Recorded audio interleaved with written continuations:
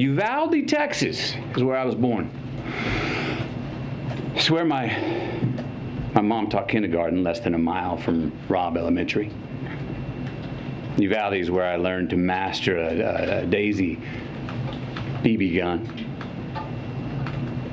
That took 2 years before I graduated to a .410 shotgun. Uvalde is where I was taught to revere the power and the capability of the tool that we call a gun.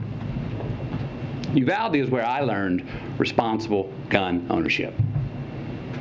Now, Uvalde called me on May 24th when I learned the news of this devastating tragedy. I had been out of cellular range, working in the studio all day when I emerged, and messages about a mass shooting in the town I was born in began flooding my inbox.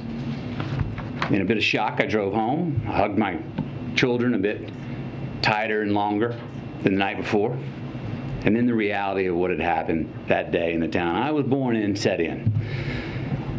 So the next morning, Camilla, myself, the kids, we loaded up the truck and we drove to Uvalde. And when we arrived a few hours later, I got to tell you, even from the inside of our vehicle, you could feel the shock in the town. You could feel the pain, the denial, the disillusion, anger, blame, sadness, loss of lives, and dreams halted. We saw ministries, we saw first responders, counselors, cooks, families trying to grieve without it being on the front page news.